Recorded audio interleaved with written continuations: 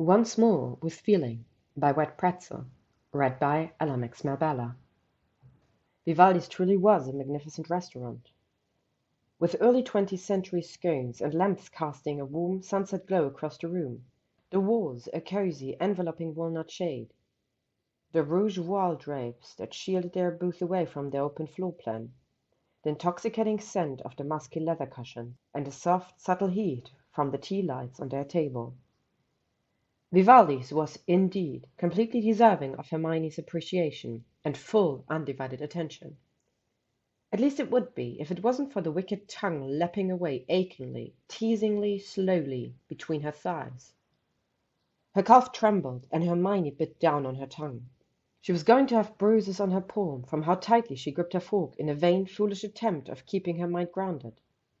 Her eyes lolled to the back of her head. One large, firm hand stroked soothingly up her dancing calf, as the other hand joined his tongue, equally teasing in its ministrations, never quite giving Hermione the friction or fullness that she craved. Hermione was achingly empty. She gasped out, plump, wet lips, a tight suction right where she needed his touch the most. Her thighs quivered, and Hermione buried her mule into her napkin, her hips a mind of their own as she bucked and grinded into the sensations. "Oh, gods," she whispered, and her eyelids fluttered in perfect unison with the tongue flicking over her. Her rather divine veal sat poorly forgotten in front of her. The randy bastard couldn't have just let her enjoy her osso buco in peace, could he? "More, faster, please."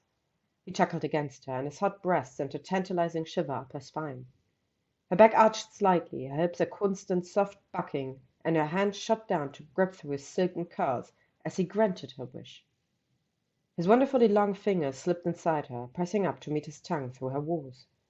"Yes, yes, yes," she panted, and smacked her head back against the plush backrest. Her nails raked across his scalp, the tight muscles of her thighs jolting together when he moaned against her. Hermione would really need to leave the live band a tip before they left. No doubt their pleasant melodies were the only thing keeping the pair from being discovered. They really did have a tendency to forget the silence and charm. A third finger joined the others, and Hermione's mouth dropped open in a silent scream. Her cheeks were heated, and she couldn't tell if it was from arousal or from embarrassment at the illicit slick, slick, slick of his fingers. Her navel twisted and pulsed in greedy, insatiable want, and the beginnings of white-hot heat flared at the nape of her spine.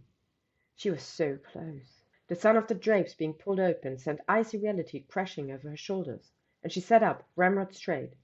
Her thighs squeezed against the sides of his head painfully in a silent warning, and Hermione quickly gulped down a too big sip of her wine. His tongue and fingers stilled. She coughed, smiling apologetically at the waiter behind her closed fist. "Is everything all right, madam?" the waiter asked, his eyes flickering between her flushed cheeks and the barely touched plate of veal shank. "Oh, yes, I'm fine. Everything's fine." Her eyes widened as the finger began to glide in and out of her again, in devilishly slow movements. "Stop it!" she silently chastised with another vice-like squeeze of her thighs. His tongue circled around her in retaliation. "Where is Signor Malfoy? Is the food not to his liking? Shall I ask the chef for another dish?" The waiter, Adrian his name tag said, cast a concerned look to the other barely touched plate. "Oh, no, trust me, he's very satisfied," she said sourly, and Hermione gripped at the silky locks under the table, when he quietly snickered against her. She nodded in polite, pointed dismissal. "I promise everything is wonderful, Adrian. We'll let you know if there's a problem." She coughed again, hiding the breathless hitch of her voice as her thumb rubbed tight, firm circles around her. Her navel lurched, her thighs a constant trembling as she felt the crescendo build rapidly. She practically screamed the Hogwarts song in her head. There was no way she was having an orgasm in front of this poor young waiter. "Go away," she begged silently. The waiter eyed her suspiciously, and Hermione could have sworn she saw his eyes flick towards the tablecloth. His cheeks pricked a bashful red, and he bowed, his eyes carefully avoiding hers as he wished her a pleasant meal. The drapes had barely fallen closed when his fingers picked up rapid speed, and Hermione barely managed to hold back her ragged gasp as the coil snapped, hips bucking and convulsing against his touch. Her nerves elate with raw, unbinding pleasure, His tongue continued in its ministrations as she rode out her orgasm. Hermione collapsed against the backrest and weakly pushed his head away from hers. "It's enough," she slurred, her navel twitching at the overstimulation. She was utterly boneless. There was a shift of the tablecloth, and his face, looking equally flushed, equally fucked out, appeared, as Draco gracefully limbered his way back into his seat. "Food's cold," she muttered, and had to close her eyes, her cheeks heated in mortification and idle arousal, when Draco sucked his fingers into his mouth, an utterly satisfied, Cheshire cat grin on his face. Merlin, they could never come back to this restaurant. And Hermione had had such wonderful things about their tiramisu as well. He released his fingers with a pop and flicked a brow at her. "Don't remember hearing any protests, Granger." "You know, when I said we should go out as a belated celebration of your birthday, this isn't what I had in mind," Hermione said, and after bracing herself for a moment, hauled herself back into an upright sitting position. Draco hummed, taking a lengthy, generous swig of his wine-glass. "Really? Because this is exactly what I had in mind," he replied with a wink, and pouted thoughtfully. "I believe I informed you on 2 separate occasions that I fully intended on having my way with you under the dinner table." "You also said you would wait until after the 3rd course," Hermione said dryly, and poked at her cold polenta. "I've never had this dish before, Draco." She didn't sulk. After all, she had just had a rather bone-meltingly wonderful orgasm, and she wasn't a child, but Draco still tittered at her, his eyes twinkling fondly. "Granger, if you want to eat some veal that bloody badly, I'll port yours to Italy tomorrow, and you can have it properly." Hermione puffed out a laugh. "Is this before or after you spent the afternoon hand-feeding me olives from Zabini's vineyard?" "Oh, it's hardly the right season for olives, Granger. I'll guess we have to make a return trip in September," he grinned. Hermione raised a brow challengingly. "I guess so." Draco's eyes flashed, the moment too quick for her to decipher with what, before he leaned in, positively bewitching Hermione into a slow, sensual, yet meaningful kiss. His palms cupped the nape of her neck, and he groaned low in his throat when Hermione glided her fingers through his hair. He pulled away, bending his head to kiss along her jawline softly, before leaning back into his seat, a smirk toying at his lips from the soft, protesting whimper in her throat. "All set for the preliminary hearing against the Sphinx breed on Monday?"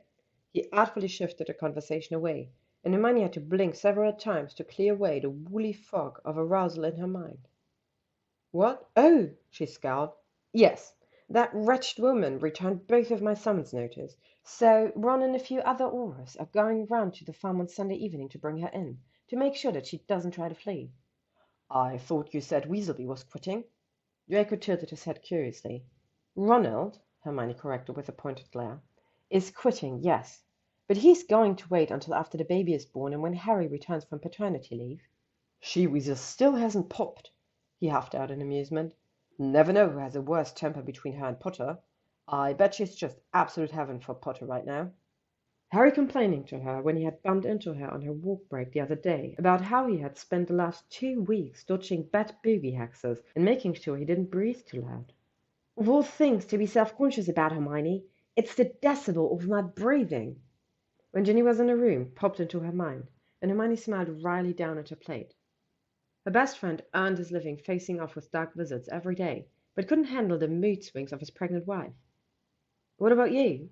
I heard the Billywig smuggler is appealing against the sentence," Hermione said, taking a forkful of the cold meat on her plate. She fought the urge to roll her eyes to the back of her head. Even cold the flavors danced along her taste buds. Draco's chest rumbled with a displeased hum, his lips thinning as he reached for his wine-glass. "Bastard's actions had us obliterating half of the bloody town, and there are still some tensions between us and the Muggle government for those Russian terrorism rumors. Trust me, he's not getting off lightly." "They're giving him a retrial, no?" Abhorred huff. "As is his right, apparently," he drawled, with an eye roll. "Doesn't matter, though. I'm still the lead witness, and regardless of if it was an accident or not, a week straight of casting memory charms on the Muggles was a right pain in my ass, so I'll be damned if he doesn't spend at least a week of his own life in Azkaban." Hermione bit back a laugh, the pinching of his eyebrows, the slight curling of his lips, and the way that his chin haughtily cocked towards the ceiling. He looked very much like the surly boy from their school days. "Remind me to never piss you off," she teased. Draco's eyes leered at her. I'm sure I'd think of some other ways for you to make it up to me. She shivered, squeezing her still sensitive thighs together under the heat of his look. Perhaps it was her turn to sneak under the table. The door slowly pulled open, halting her naughty thoughts, and Adrian cautiously, almost hesitantly, peeked through the gap. Relief visibly washed over his face when he saw both of them sat at the table, and he coughed politely, pulling himself to attention as he greeted the pair of them. Every inch of his body oozed professionalism, and emitted a hint of a disapproving side-eye as he bowed. "May I take your plates?" "You may." Draco nodded, and moved to place his arm around Hermione, his fingers tracing nondescript patterns around her shoulders. Hermione hummed sleepily, the muscles of her back going lax as she sank gently into his embrace. Pleasant butterflies fluttered in her chest as his head turned, placing a quick peck against her temples. A wonderful, near-hypnotizing concoction of apples, leather, and cedar would dance around her senses, and Hermione felt herself being pulled back into arousal as she stared down at her hand resting comfortably, possessively, on Draco's thigh. Black really was an excellent color on him, she thought absent-mindedly as she lightly squeezed his thigh. She bit back a pleased hum, feeling his muscles twitch underneath her fingers. "Shall I bring over the dessert menus?" She vaguely registered Adrian's offer. "No, thank you." And Hermione should have really seen it coming by the way that Draco's voice practically glittered with mirth. Hot mortification seared up her spine, and Hermione fervently wished for the ground to swallow her whole as Draco drawled, "I've already had dessert." "Daffodils, Granger," Draco panned, looking at her in disbelief. "Doesn't this florist of yours sell more masculine flowers?" "It appears the nocturne hags have run him dry of all his belladonna nightshades," Hermione quipped back with an eye roll, placing the bouquet on his desk. She looked over at him, fluttering her lashes like she had witnessed Lavender do many times during their years at school, as she mockingly cooed, "Can't I buy my pretty boyfriend some pretty flowers?" Draco scowled at her, his cheeks prickling a delightful rose hue, and Hermione had to bite on her lip to suppress her knowing smile as a hesitant hand reached for the bouquet, his other hand wordlessly summoning a glass vase to home the flowers. "Not pretty, like I'm some delicate, like I didn't check her right here not an hour," Draco grumbled, Hermione only catching a few words as she walked back to her desk. Her stomach fluttered when she heard Draco cast a stasis charm, and her lips pressed down on a satisfied grin. She let out a pleased sigh, sitting down in her chair, and pulled herself into her desk. "How was your walk?" Hermione smiled over at him. "Good. I made it to 17 minutes this time." Draco looked over at the clock, thoughtfully. "So you did." He didn't sound surprised, nor were his words patronizing, but rather Hermione felt a wave of sincere, gentle pride from him. He never joined her on her walks. After their conversation at breakfast the other week, and some very thorough convincing on how Hermione needed him in other ways, her hips were still bruised from his grip. Draco had been content to carry on with his own work whilst Hermione took her break. As short as the break was, it felt good to step away from her desk, even if the thought of extending it to a full hour still made her stomach twist in knots. Hermione couldn't help but wonder sometimes during her walks just how attached she was to her work that she felt like, even on the days when she knew she could stay out for longer, she didn't hesitate to spin on her heel and head back to her desk once her want buzzed in a reminder. But as equally attached to her job as she was, Hermione was also spitefully stubborn and loved a new challenge. Her mind thrived on it. And so as each day passed, she ignored that buzzing of her want just that little bit longer. She discovered that listening to the rushing streams of the fountain in the ministry lobby helped to drown out those vicious whispers in the back of her mind. And so she would loop around the lobby for several minutes until she was near dizzy, her mind a matching buzzing to her want, and she would head back towards the lifts. Of course she knew that her alone time also gave her and Draco some much-needed distance, even as short as it was. She couldn't help but suspect that Healer Reed had planned it so that would be the case. Small changes, like the woman had said, and by going on her walks alone, Hermione could already feel the grips of control at the edges of her fingertips, and the guilt from burdening Draco for all that time wasn't as acidic in her stomach anymore. 10 minutes out of the near 24 hours that they spent together, on the days that Draco didn't have to be in his own office, wasn't much, but Hermione knew that it was the new beginning towards a healthier balance between the two of them. He still had to remind her occasionally to go for a break, much to her frustration. Not towards him, but that she still hadn't adapted to this new habit. That it wasn't as effortless as all of those times that Draco had helped her, and she had made the mental note to bring it up with Healer Reed during their next session. The pair of them worked in relative silence for the next couple of hours, Medley coming in to drop off the filing motion paperwork being the only distraction to their piece. Granger, I'm hungry. Draco piped up some time later, making Hermione jolt. Her quill scratched through her last paragraph of the notes, and she turned to scowl at him slightly. The corner of his lips twitched, but his face otherwise expressed nothing other than calm indifference. He cocked his head towards the door. Come on, let's get food. She blinked. I've already had my break, Hermione said. Did you eat during your break? He asked lightly, as he reached for his suit jacket on the back of his chair. Her stomach gurgled loudly before Hermione had a chance to lie, and she scowled again as she gripped her belly tightly, Draco snickering at her. I've already had my break, she repeated, sulkily. He walked behind her, leaning down, a hand lightly tucked at her plate, and he placed slow, cajoling kisses around her neck. Let's go for lunch, Granger, he murmured, his hot breath sending shivers down her spine. There was not enough oxygen in the office. She inhaled raggedly when his lips suckled underneath her ear. I have deadlines, she said weakly, arguing against his ministration, even with her hand pushing down encouragingly against his neck. Deadlines are not due for another 3 days. I checked earlier, Granger. Come on, what do you say? He hummed, pulling away to spin her chair from where it was tucked in the footwall. Hermione huffed half-heartedly. Her concentration had already broke, and even if she didn't join him, the smirking Git's action would just be playing on loop in her mind until he returned to the office anyway. Fine, she bit out as she got up from the chair, reaching for her bag. She looked back up at him, a brow raised challengingly. But I'm paying. He rolled his eyes, stepping out of the way for her to head towards the door first. Stop treating me like I'm a bloody witch, Granger. I'm buying. She nodded at her assistant as they exited the office, even as she bristled at his words. What is it with you and your utterly incapable demeanor of letting a woman pay for you? What's with you and not letting a bloke pay for you? He argued back smoothly. The pair of them continued their growingly heated discussion as they walked towards the lifts, and Hermione found herself surprised at how little she cared about the knowing grins and whispers from their colleagues as they made their way through the department. Oh, don't even try and use your family name as an excuse, Draco.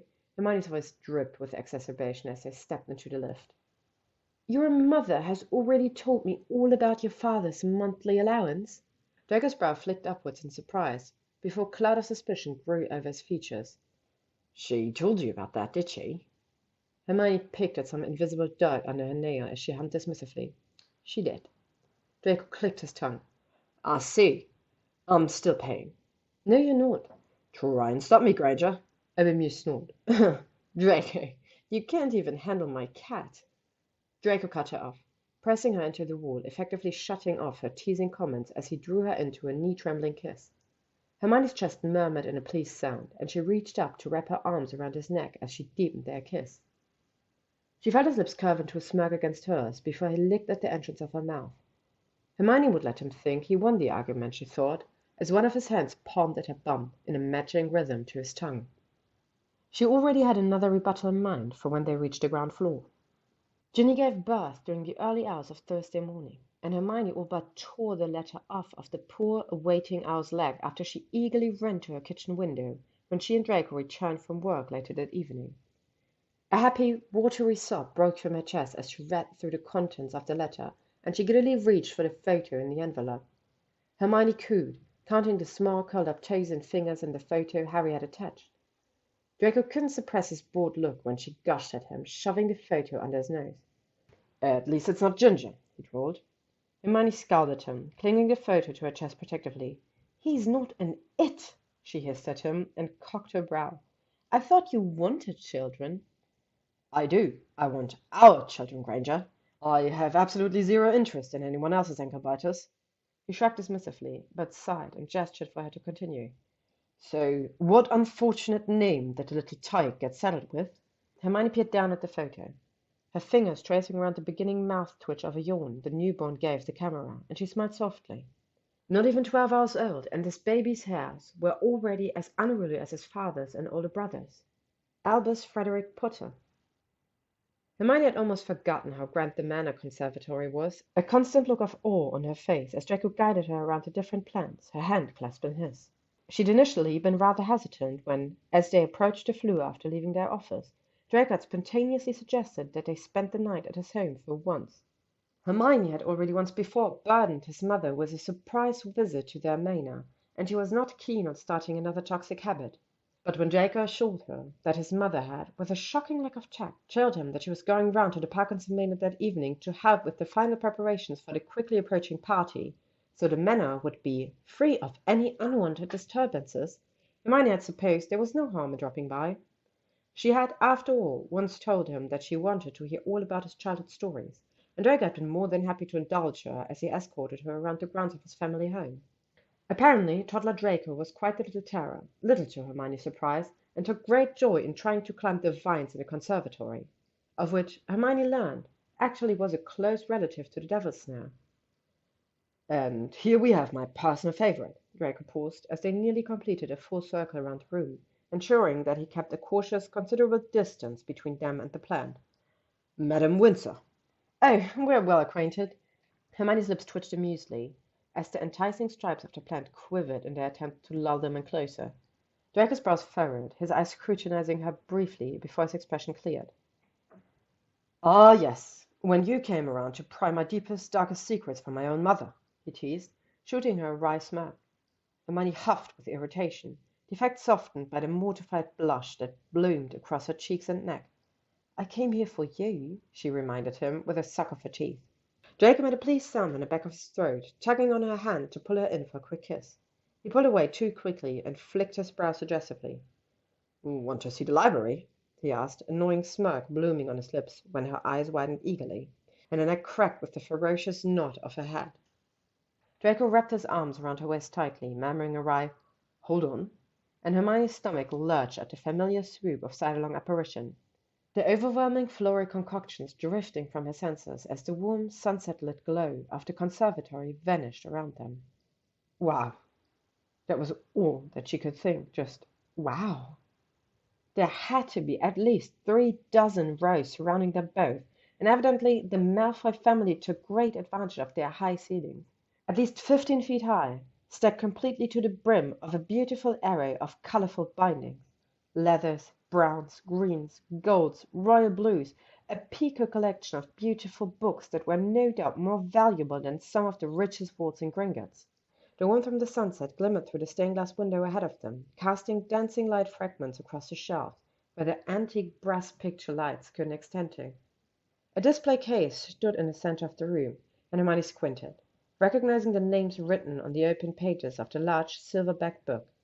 Of course the Malfoys would have a record of their family ancestry on display in their own library. She wondered if her face was a stark resemblance to that of when she had first stepped into the Hogwarts library.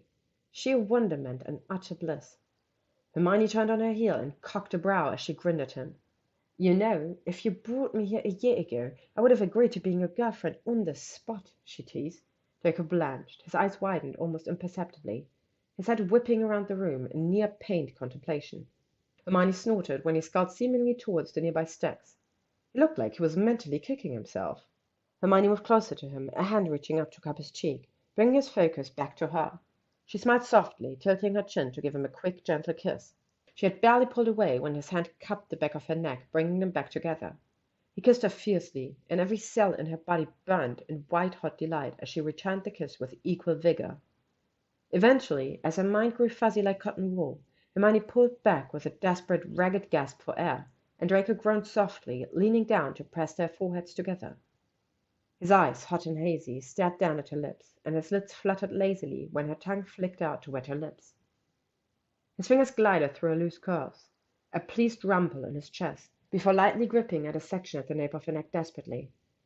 Please tell me my little bookworm has a naughty little library fantasy stored away in that brilliant mind somewhere, he said against her lips, his voice hot and gravelled.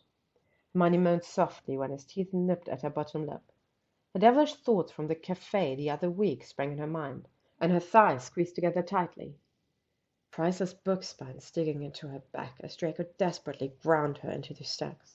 The cocktail aroma of old books and his cologne practically suffocating her as she buried her head into his neck to muffle her wanton moans. A temporary charm in the corner of the library to make it appear damp and cold. Hermione exhaled shakily, nodding her head. She supposed he had all the time in the world to explore the library later. She practically pawed at his neck to bring their lips together again, Draco's muffled, delighted groan like a caress across her sensitive, pulsing navel, his tongue wickedly licking into her mouth as he blindly began to walk them backwards towards a nearby bookshelf. "Do avoid the first editions, won't you?" The pair sprang apart, Hermione letting out a startled squeak as she whipped around to the source of the interruption.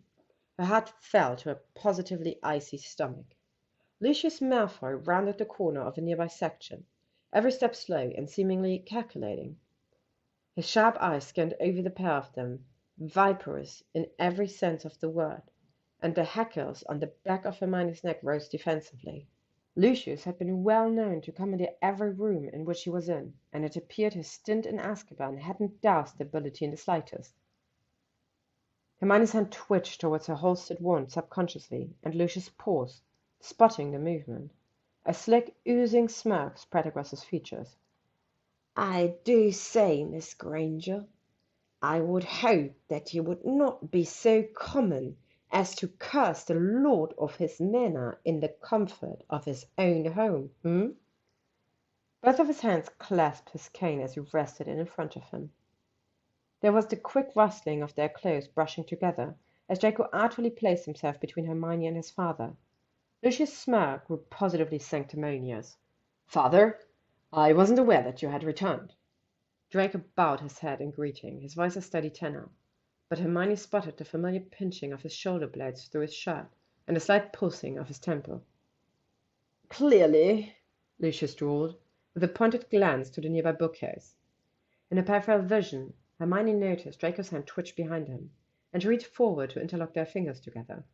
The subtle tension of his shoulders eased slightly, and Draco rubbed his thumb over hers in comforting circles. Lucius blinked lazily back towards the pair of them, his lips pursing in faint contemplation. "Shall I inform Twinkles to prepare breakfast for 4 heads tomorrow?"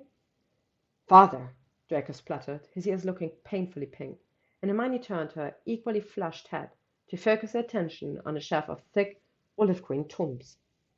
They looked expensive, original texts maybe. Perhaps if Hermione was lucky enough, if she touched them, they would curse her, send her off to some alternate spiritual plane for all eternity. Anything to escape her current surroundings and unwanted company. "Surely I don't need to remind you that there are family heirlooms dating back 6 centuries in this very room, Draco." She spied, Lucius' lip curling in mild distaste from her peripheral vision. "I am aware of how possessive you are when it comes to playing with your toys, but at least allow Miss Granger to join us for a proper family dinner before you decide to conceive my grandchild in our family library, Draco." "Father, I beg you pardon?" Hermione scorned simultaneously, even as her cheeks ached from heated embarrassment. "Ah, so she speaks," Lucius crooned.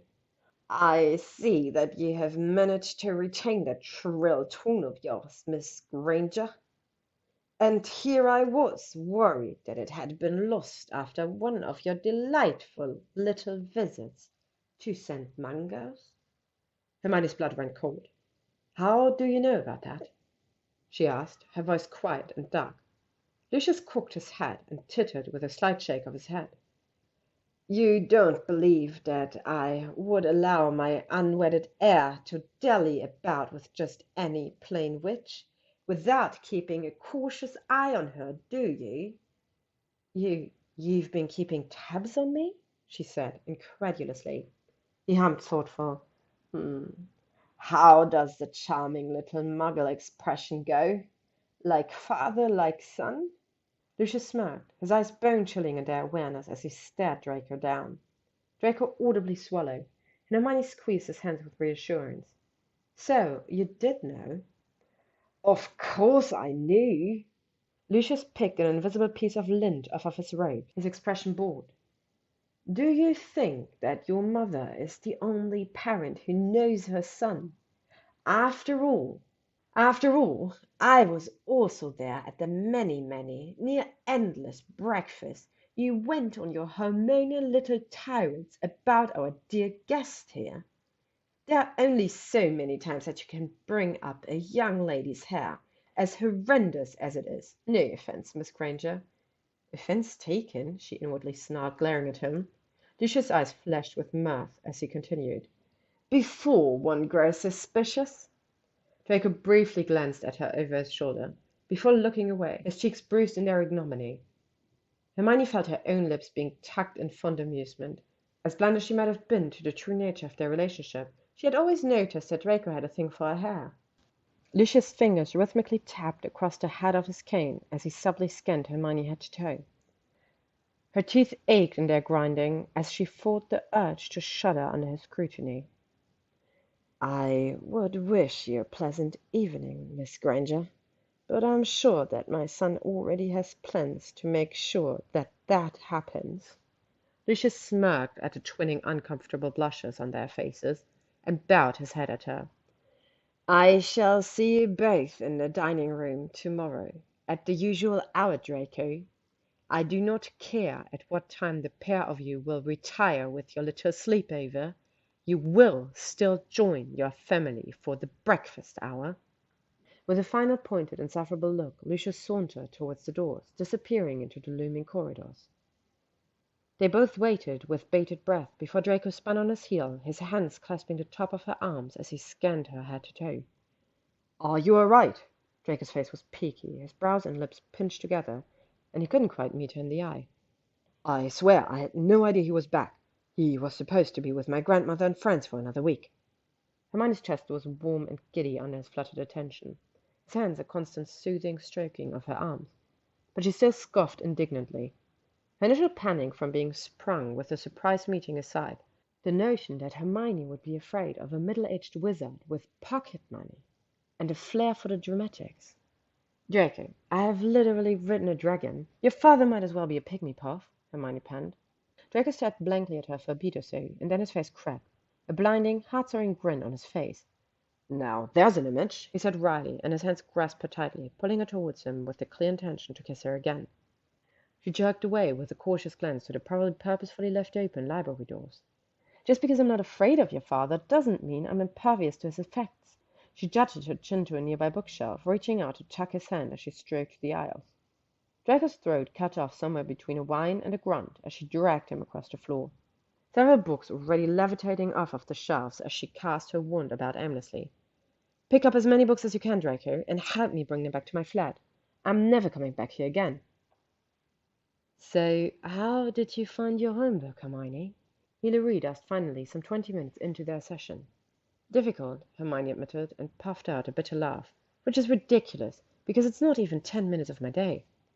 "Hermione, remember what I said at the end of our last session about trying to avoid using these negative words?" Reed looked at her pointedly. "When it comes to establishing a routine, every person is individual. No two people have the exact same lives, nor do their minds process the same action identically. And for you, Hermione, your mind has conditioned itself to a routine with little to no breaks at all. Even small changes take time." "Right," Hermione conceded, her chest hot from the gentle chastising. "May I ask how many times you manage to go for your walk?" Reed prompted, after the click-click-click of the Newton's cradle was the only noise in the office for some considerably long moments. "Oh, I went every day. My record is 17 minutes." She couldn't help but puff her chest out in pride. Reed's brow flicked in mild, genuine surprise, and Hermione's stomach practically somersaulted with glee at the apprising look in her eyes. "That's excellent, Hermione, truly," Reed said. "Now, I'd like to explore why this was so difficult for you, if you're comfortable with doing so. Was it the doing so every day, or the duration, do you believe?" Hermione paused thoughtfully. "I guess it was just doing it. As in, taking those first few steps away from my death. Once I was away from my department, I had no problem carrying on, at least until my alarm set off and I could go back." "Could go back?" Reed looked at her curiously.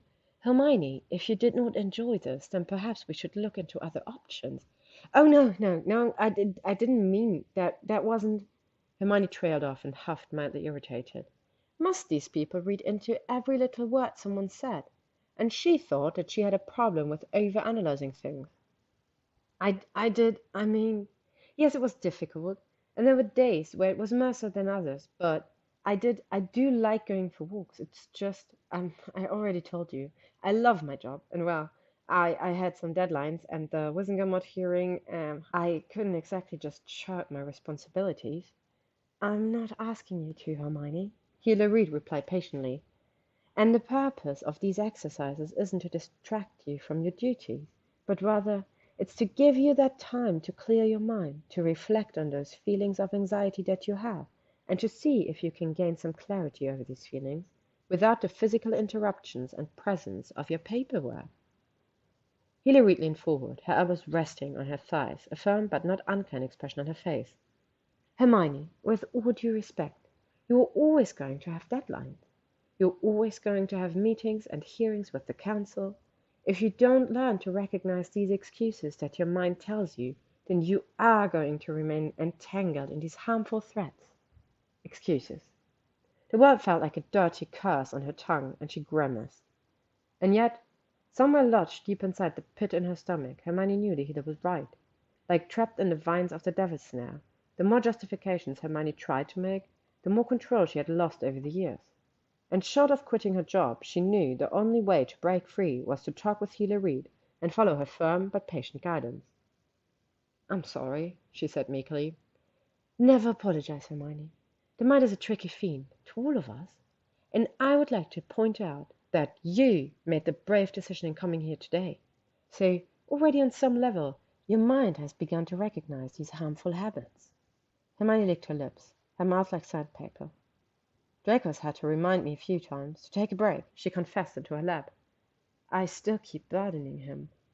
Hermione, I would have been mightily surprised if you had managed to kick a 15-year pattern in just 2 weeks, with no hurdles in the way. Reed appeased her. As impressively bright as you are, this is not something you can learn from the pages of a textbook. Reed paused. Her lips pursed slightly as she looked at her in contemplation.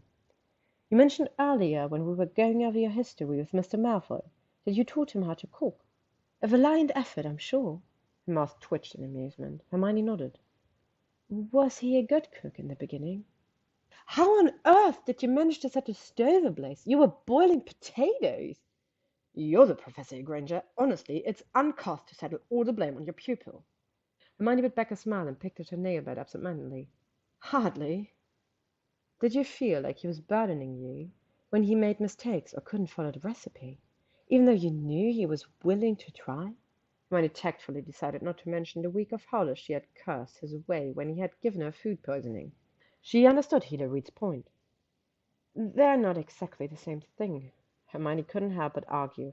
Cooking is something you can learn from a textbook, regardless of if it's learning to cook or learning how to set time aside for yourself. It is a skill that takes time to develop and perfect.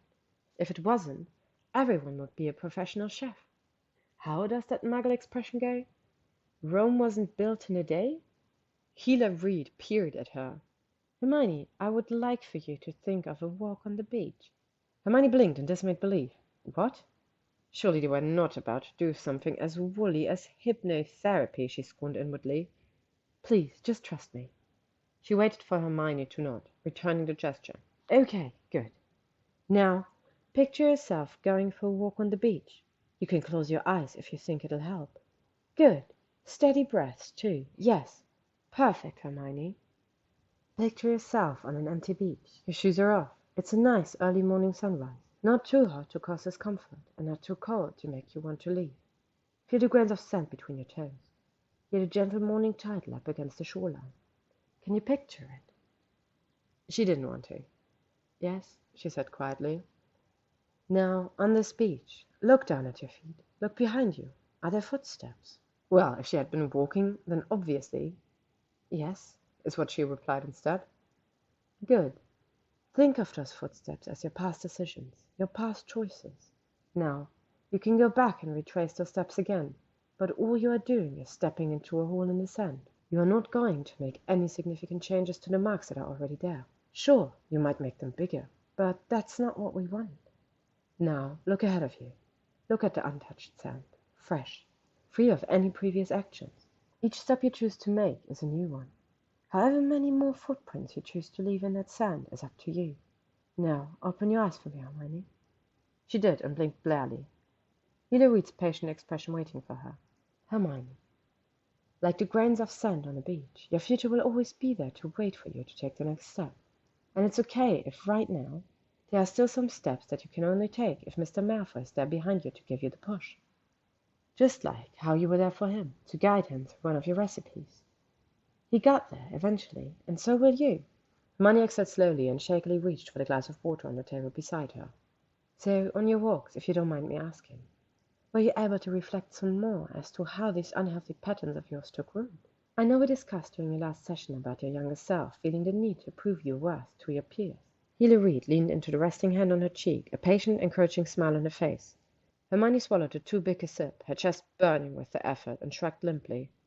Kind of, she rasped out, a hand massaging soothing circle against the fires in her chest. Ah, you are right, Hermione. Healer Reed reached cautiously towards her. I'm fine. It just went down the wrong way. She waved her off, and took a couple of deep inhales until the acidic clenching of her chest faded away.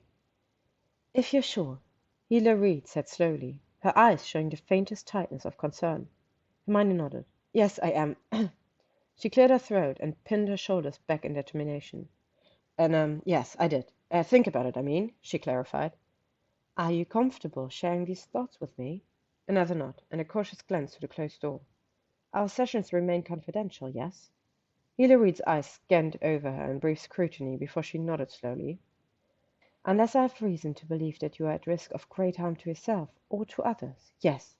Our conversation will remain within these four walls. Okay, well, I guess I didn't quite think so much about how my habits started, but there was a period of my life where I knew I went too far, and I even stopped because I knew it was too much for me. She rubbed her anxious damp palms against her trousers. Hilda Reed looked at her silently. Her tongue flicked out to wet her dry lips. I guess you could say in my third year, time was on my side. She drew out each word slowly, finishing with a pointed look to the healer. Healer Reed's eyes blinked in understanding, her bottom lip dropping slightly in genuine surprise, before she remembered herself, her expression quickly cooling back into that neutral state of blank calmness. I see. And this was just your third year? Yes, I had quite the ambitious timetable that year. Too ambitious, she added with slight bitterness. Even with knowing it was too much pressure and responsibility on the younger adolescent self, Hermione had to admit it was still a slightly sore subject that she couldn't keep up with her wonderfully busy schedule. Hilary hummed. But time was not on your side in the end, right? You said that you were able to pull yourself back? Yes. That's good. That's very encouraging, Hermione. Hilary leaned back into her chair with a pleased exhale. The fact that you had the initiative to take control of the reins before shows me that you are indeed capable of doing it again, and you will, she tacked on the end, after a momentary thoughtful pause. Hermione's lips pressed together in a small smile before she looked at her expectantly. So what do I do next? Do I just keep going for walks? Small changes, Hermione, she reminded her again, and cocked her head to the side, seemingly deliberating something for a moment before she spoke again. If it's taking the initiative once again that causes you troubles, perhaps you can start doing so in other environments to begin with. See if you can build the habit elsewhere before we transfer it to your work. Hermione's head tilted in confusion. Like how? You said that Fridays are when you and Mr. Malfoy cook together, yes? Well then, and only if you're comfortable with changing this routine, perhaps you might like to do another activity. Invite him out for dinner at a restaurant. Hermione's cheeks colored, remembering how their last restaurant outing went. She really did want to try the tiramisu, that randy bastard. Or perhaps brew a potion together. Visit an art gallery. Just a new setting. Of course, if these Friday dinners are very meaningful for the both of you, I do not wish to take that away. It can be any day of the week. All I ask is that you are the one to make the initiative. And from what I've gathered from our conversations is that Mr. Malfoy would have very little protest about anything that you would like to do. Her blush deepened and her heart glittered in her chest, cozy warmth blooming in her stomach as she pictured the surprised but happy way his eyes flickered whenever she surprised him. The hydrangeas, the Quidditch tickets, the news that she had reserved a booth at Vivaldi's. So you're asking me to go on dates? Hermione chuckled, slightly perplexed. I suppose I am. Initiative, Hermione. The more you practice, the easier it will be when it comes to bringing yourself out of that work mindset you say you have difficulty leaving. And of course, I would still like for you to keep to your daily walks. For now, let's keep it under 20 minutes. Is that all right with you? Hermione smiled. Yes, that's all right. Good. A quick glance to the clock on her wall. Now, I'd like us to talk some more about your habit of using negative vocabulary. Is that all right? Hermione exhaled deeply and reached for a glass of water, taking a long, steady sip. She made sure that she was set comfortably in the plush armchair before she nodded at the healer. She had the feeling that the rest of her session was not going to be another walk on the beach. Only through the coercion of Veritaserum would Hermione admit it, but Pansy knew how to plan a celebration.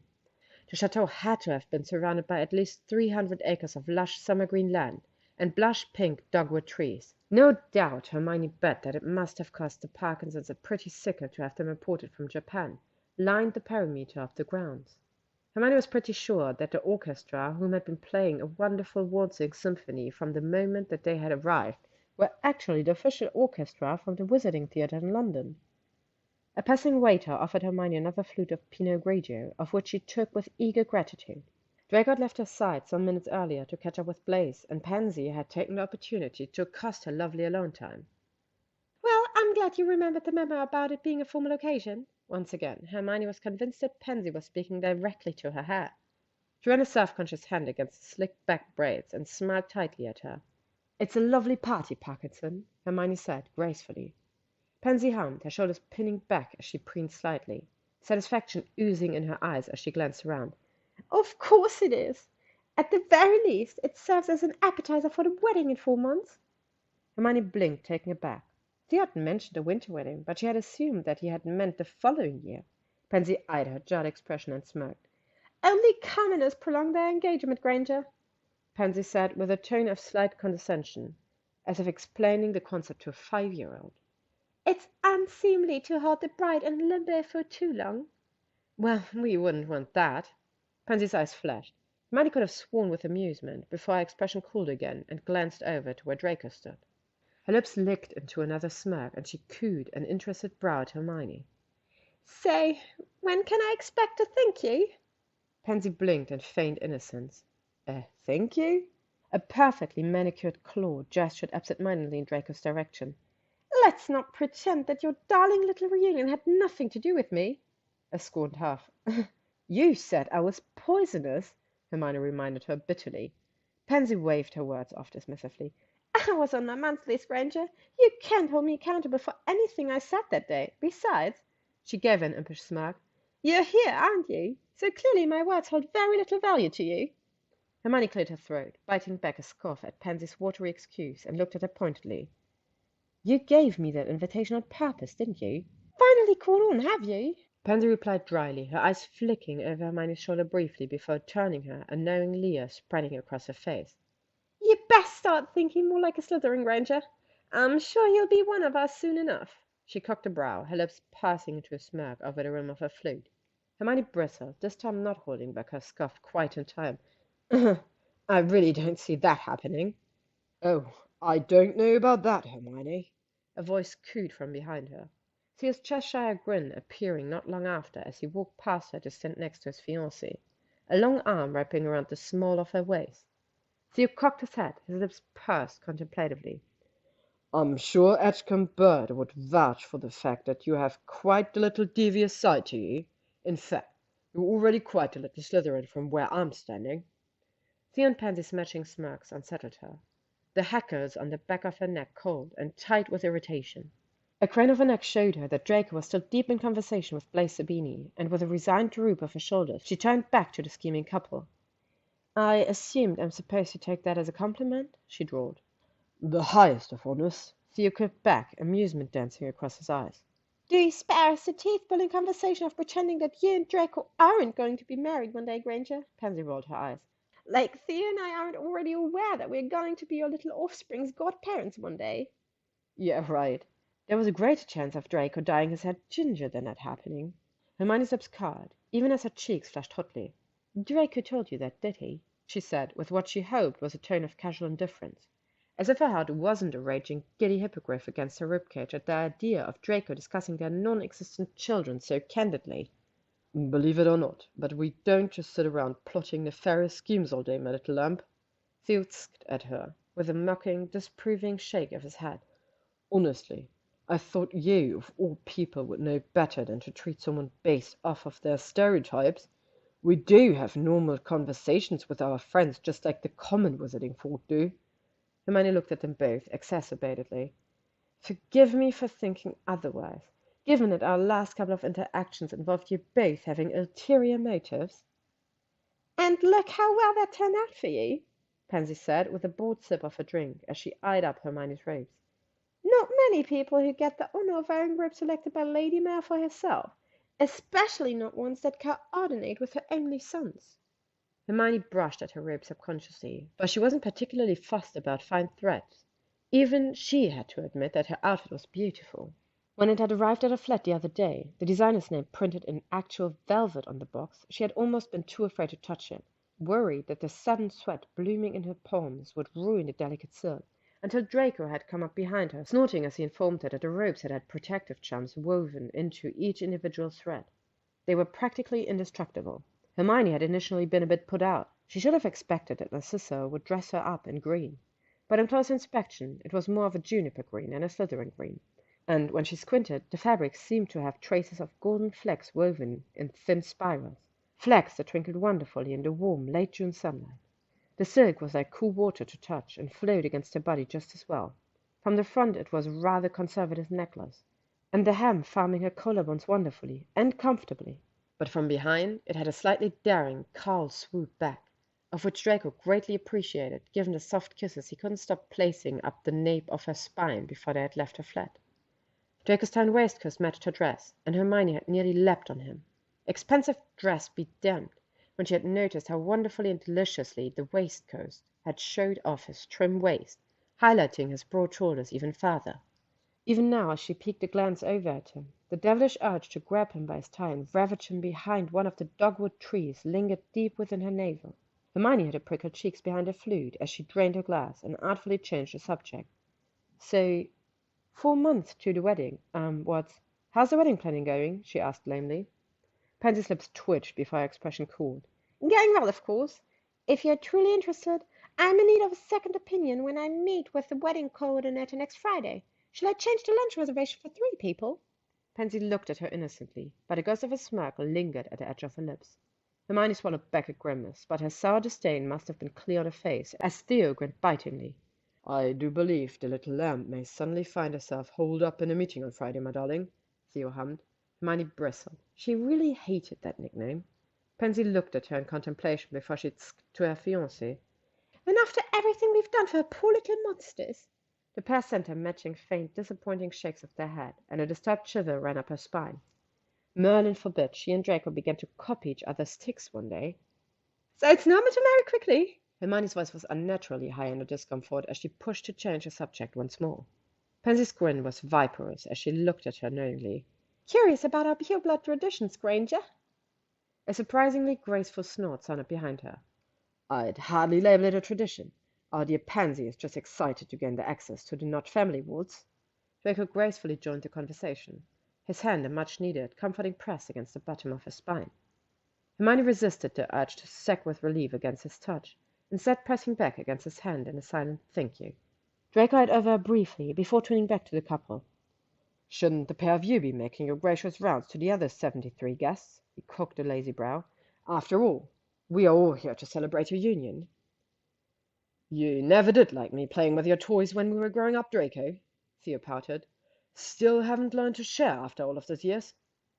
I guess not, Draco replied, his voice tight, and his arm wrapped around Hermione's waist, pulling her into him. He looked at the pair of them expectantly. Of course, feel free to stand here and disappoint your parents with your less than graceful hosting, but Granger and I are going to go for a spin. Hermione barely had a chance to register his words before the hand on her waist tugged at her, the knowing, mirthful smirks of the engaged couple disappearing behind her, as Draco led her to the dance floor. He spun her with practised ease, and Hermione let out a surprised laugh. The edges of his eye pinched in fond delight as Hermione grinned up at him wryly, as he began to lead her in an expert waltz.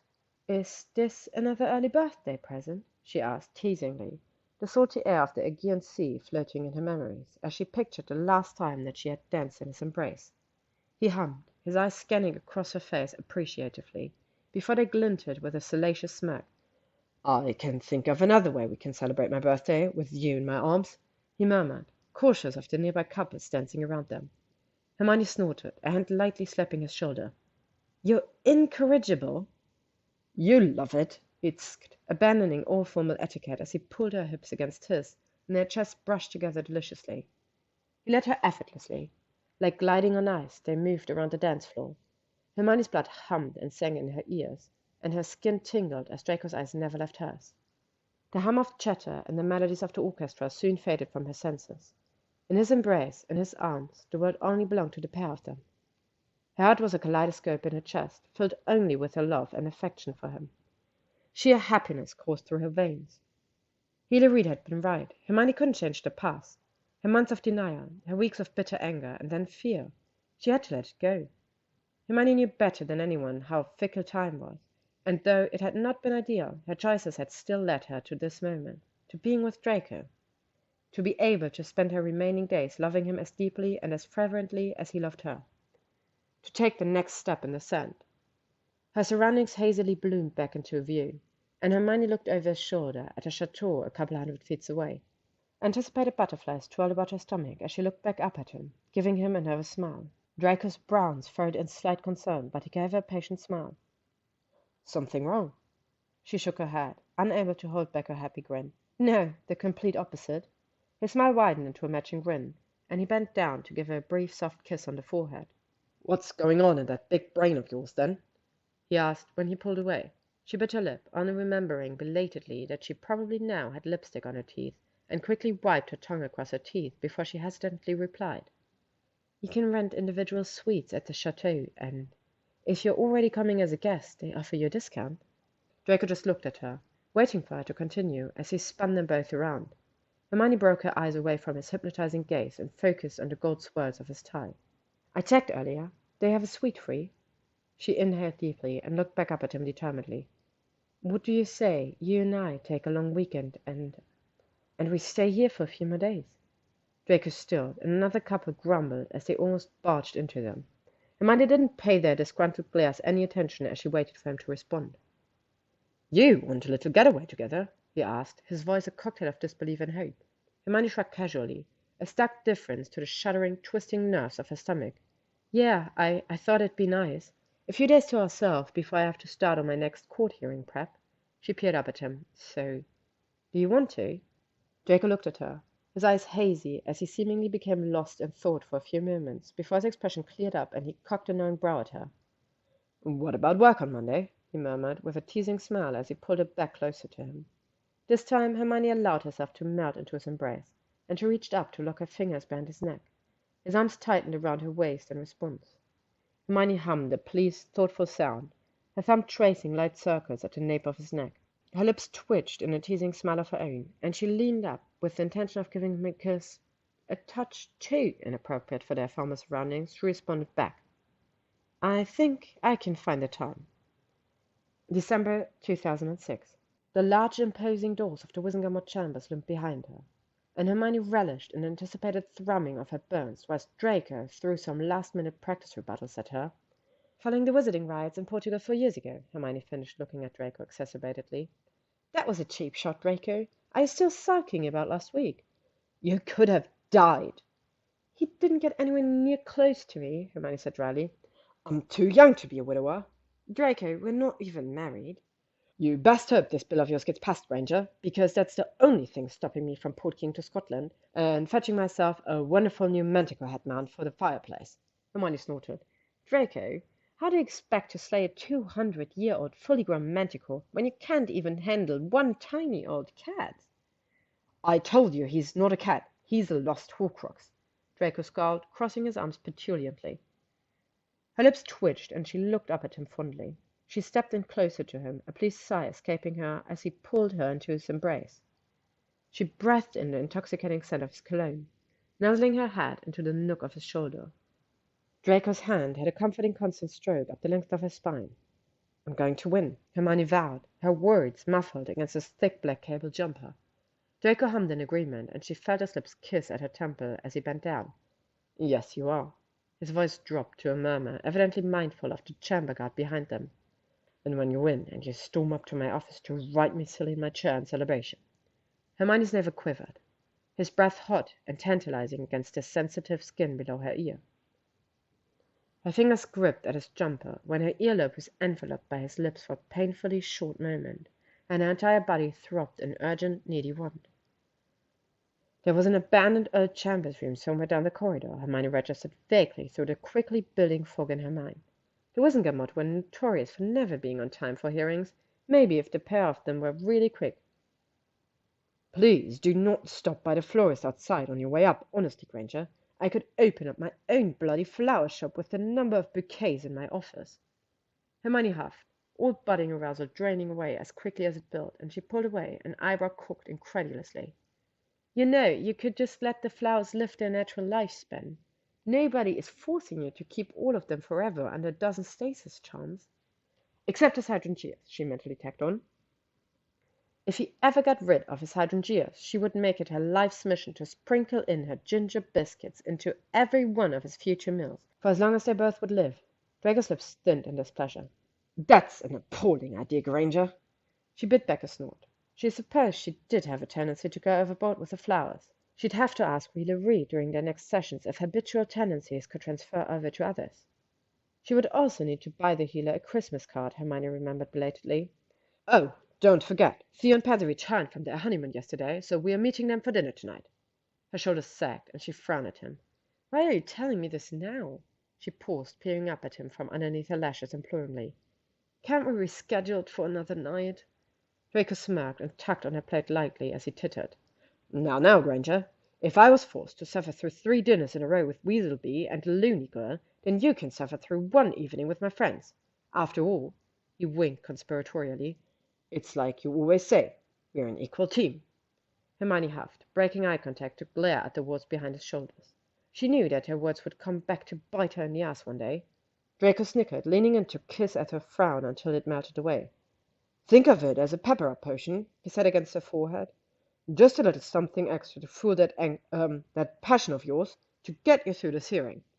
His nose skimmed hers, pausing to nudge her in a soft nose kiss, and the burning embers of arousal flared up within her navel again, as his hand cupped her chin, kissing her firmly, his tongue a teasing lick against the entrance of her mouth. Now, go in there and save those bloody manticores of yours, so that when we get home tonight we can christen our lovely new mattress thoroughly before dinner, he whispered hotly, teasingly against her mouth. With a sly grin she knew mirrored his own, Hermione leaned in to kiss him once more, only pulling away when the chamber guard coughed pointedly. I love you, she said, thumbing along his cheek softly. Draco's eyes twinkled. I know, he replied with a smug grin. With a cut-off snort and a final eye-roll, she turned on her heel and nodded at the guard to release the protective, salient wards on the Wizengamot entrance. There were 3 things that Hermione was certain of as the doors groaned open, revealing the grand courtroom ahead of her. 1, she was going to win this Manticore appeal. 2, Pansy Parkinson's wedding dress truly was stunning.